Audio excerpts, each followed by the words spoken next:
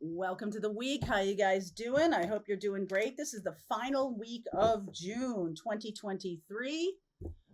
This week I'll be doing the July readings and I'll be talking a lot more about July astrology and what you can expect.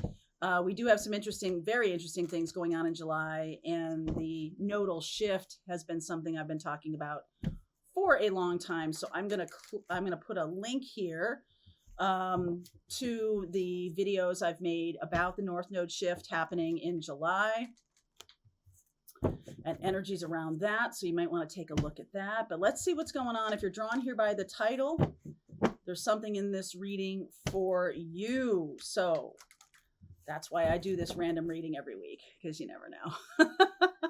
Sometimes people are like, I'm a Pisces moon and I watch the Pisces moon and everything like that. But I want to kind of like open it up a little bit. Okay. So exchanging gifts, serendipity, and chop wood. All right, my friend. So there is a connection going on in your life.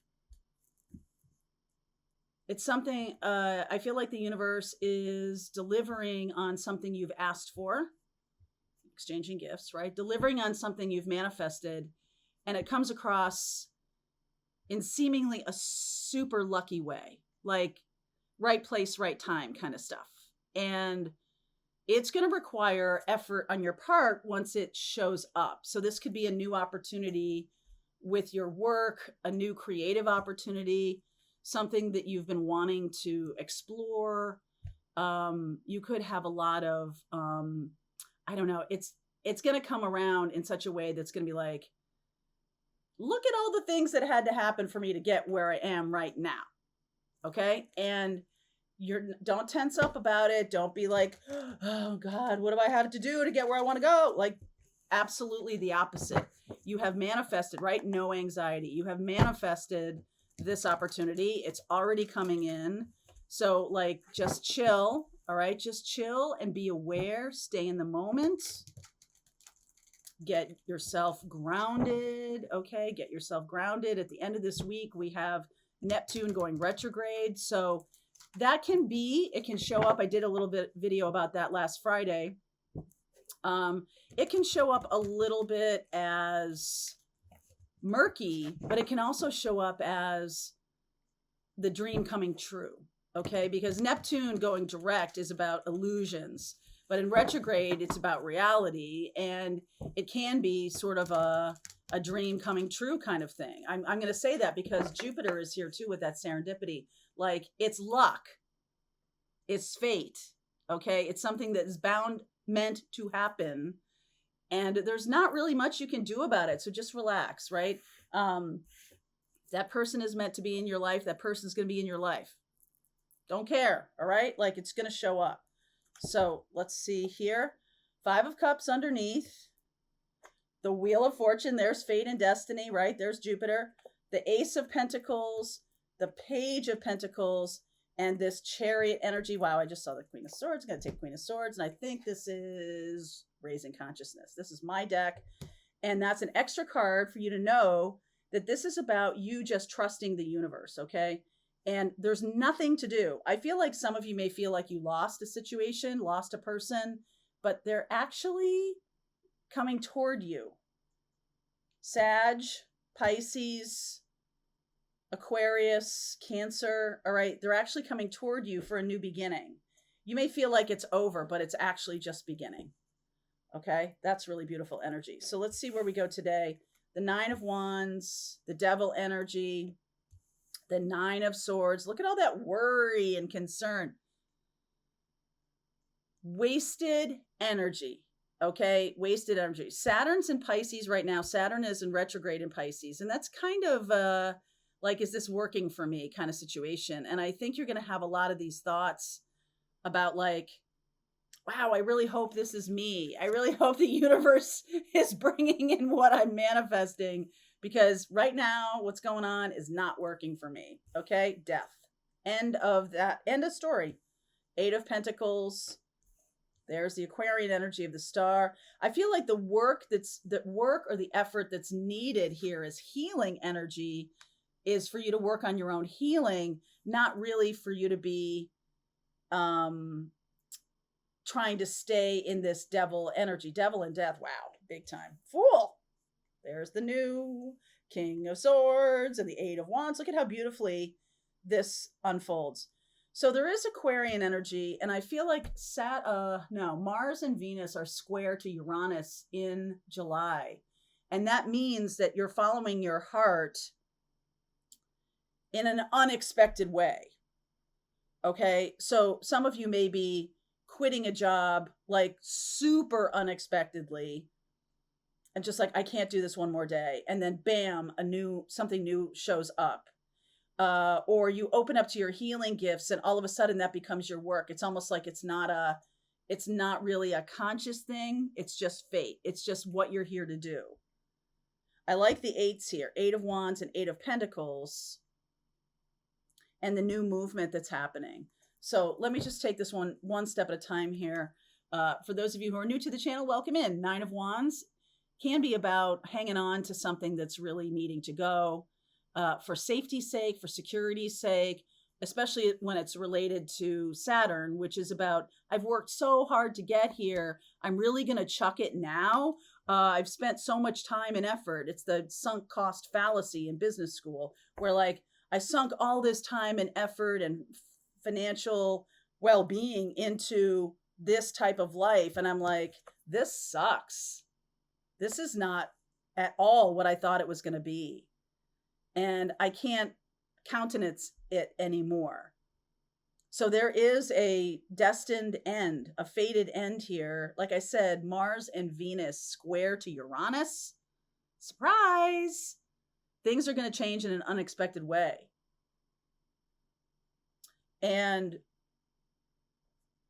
I feel like there's a sense of relief here. The Fool is like, right? And I'm not shying away. So this is really for all of you earth signs out there who are like, or even Aquarius, who are like really into productivity and, oh my goodness, that can't be, I can't stop what I'm doing because it's a thing that's giving me some kind of sustenance. I feel like I'm doing good for others, or I feel like I'm doing something good for everything except my own creativity, everything except my own needs.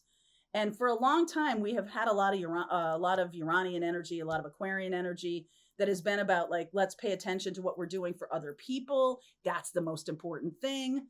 But now it's going to be about you doing things that are good for you. Okay. So putting in the time and effort in a different way that is not selfish at all. This is something that is about self-love, self-caring, self-expression, right? Creativity, because Mars and Venus are in Leo, right? It's about self-expression.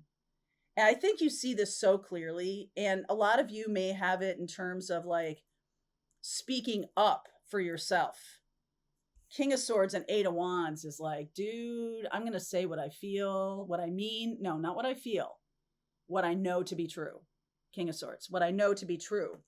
And there's almost a sense of like stripping away the stories that we put on things, that we tell ourselves about why this is good and important for us to do. We're now recognizing that those are just stories, that that's not at all feeding our souls. It's not at all doing the work of helping us achieve what we're here to achieve, or embracing our mission and purpose. Because don't forget, in July, the lunar nodes shift from Taurus and Scorpio into Aries and Libra. Okay. And Aries is the North Node. So Aries is about me, myself, and I. It's about self-expression. Okay. And it's a time of that. It's a time of like, I'm breaking out of something that was, I thought I was doing good for other people. But the fact is, I'm suffering in my own creativity, and things are going down.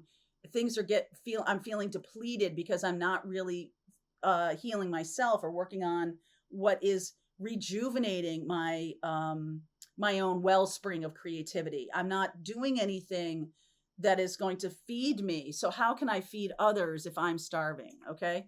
So let me clarify the Nine of Wands here. Wow. Ace of Swords, man, coming through. There's the Leo energy. I like it.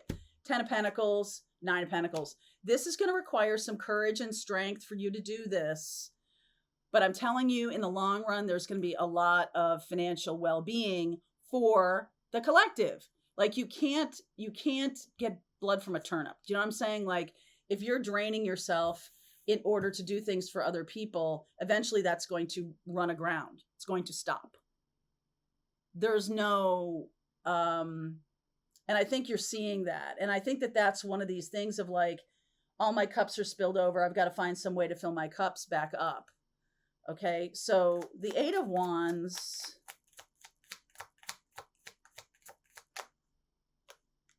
Three of Cups, Knight of Cups, 7 of Swords, Tower. I'm going to keep going. There's that raises in consciousness. 4 of Cups, 5 of Swords. What's underneath here is the Page of Cups. Okay. So I feel like at first, some of you dip your toe in the water of trying to have it both ways. Okay. Some of you may try to, may have like a person that you talk to a lot, and there's a sense of like, this is my person, or even like an emotional affair or something like that. And then you recognize that this isn't for you. This is not something you can do. You can't do it. It's not what I want. I'm not going to have my foot in both worlds, because that is a drain. That's even doubly draining. Okay. What I have to do is kind of sit under the banyan tree and raise my consciousness. I have to kind of get away and do my own healing, because now I'm seeing how all of what I was doing was not authentic. Okay. It was really not authentic. And even, like people pleasing and doing things for other people, if you get resentful about it, if you get angry about it, then it becomes like not a kind thing. Okay. It becomes not authentic to you. And so the well is poisoned. Okay. So I think you're finally seeing that only from a place of fullness, self-care, self-actualization, can you really be a healer for other people, or bring your creativity to the world, only from a full wellspring.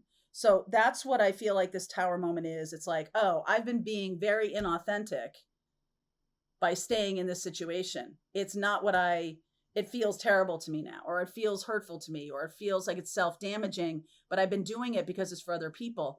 Once you know that maybe those other people are being damaged actually by the lack of authenticity on your part, the light goes on. The light goes on. And it's like, oh, wow. In order for me to be a healer, I have to be authentic. I have to express myself in a way that is true. King of Swords. There is, it's sort of like unvarnished truth here. And the Fool is the brand new path that says, okay, I'm going to speak from a place of authenticity from henceforth. And so these situations are going to change necessarily because they were inauthentic when I was doing them before. Big change. Big change. All right. I'm going to continue on with this reading. If this is your reading, if this is your message, there's a link in the description box below. If you want to continue on, we'll see where we go. All right. I'll see you over there. All right, I hope you enjoyed that video. If it was helpful to you, please consider liking this video and sharing it with anybody who might have a need for similar kind of information. And if you like this video, check out these videos.